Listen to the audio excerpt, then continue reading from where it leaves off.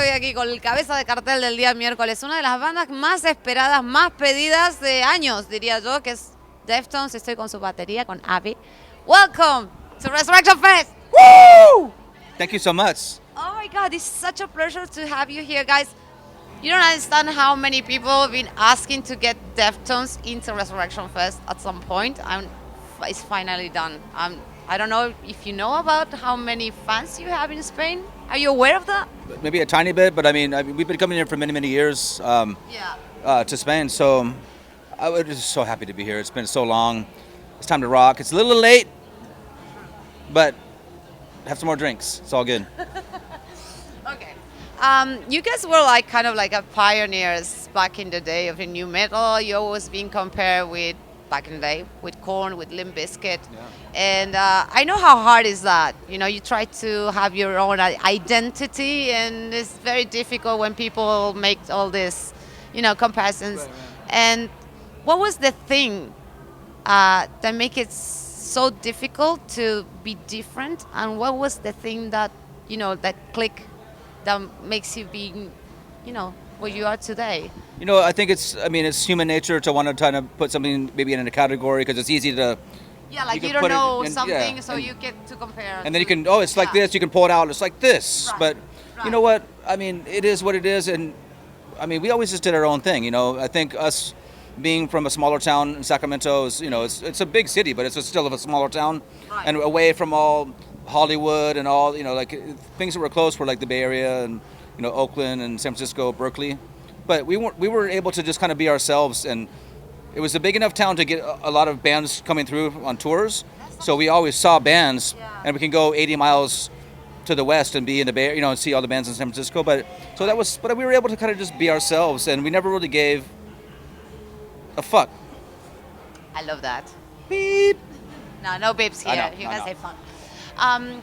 So you think that new metal is coming back? Because back in the day it was like a little bit like, you know, people were ashamed when you say like, oh yeah, I listen to new metal.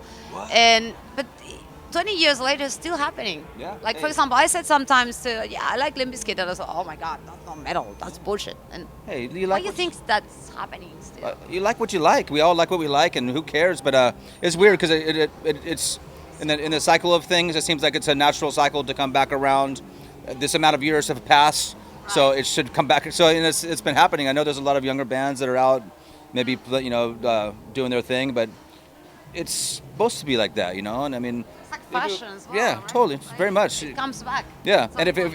if it was good enough to leave an impression on somebody then, and to still be able to come back, to actually be able to come back, maybe it's okay, you know. I mean, but it's really just about trying to express yourself in the only way you know how, and if it makes you feel good, do it. You know, if you're not hurting anybody else, do it. You know, I mean, enjoy. So you know. I love that. Is there any new metal, new band that you listen to, or you have, you know, caught your eye and said like, okay, this I like it and could have a future, let's say? No. Kind of visionary, you know? No, I honestly don't even know, for real. I mean, but if anyone could, it's hard enough to survive in this business, you know.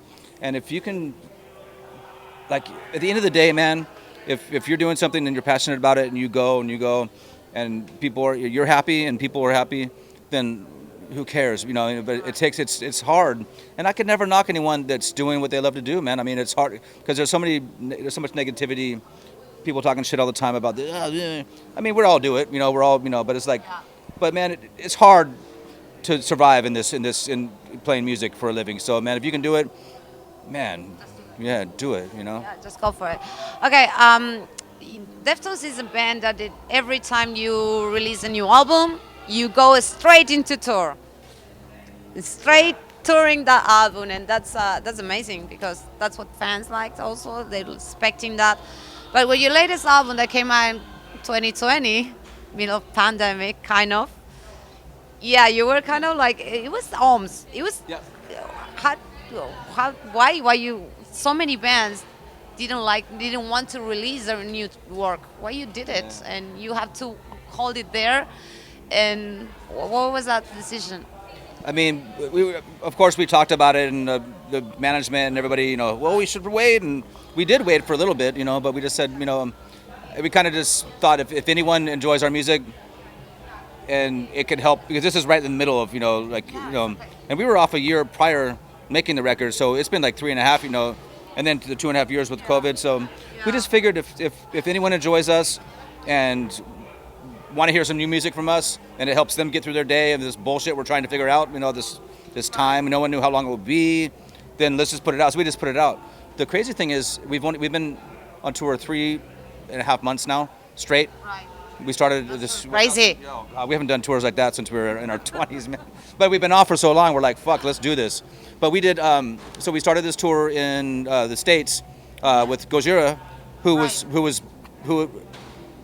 was booked 2 years ago, and it got repostponed and then rescheduled. So they are the sweetest young boys. Young men, I love those guys so much. We love them so much, but we love them too. They stuck with us, so so we were able to do this tour. So, but your point, sorry, I like it. We want to know more. Yeah. Well, so when we started this tour 3 months ago, was the first time we've ever played any of these new songs off the new record. So it was already a year and a half old. So this leads me to the next question, because this is what happened with all these bands who released an album in 2020 or at the beginning of 2020 and never got to tour the album, and they feel after now 2022 like, oh, this is old work. We need to release a new material because it's old. You have that feeling, because it's old maybe for you, but people didn't see it live, so yeah, totally. So that's the whole point. Like, so it's new. But How are you feeling about it? Well, it's old to us, but it's also playing it live is brand new. So it's like,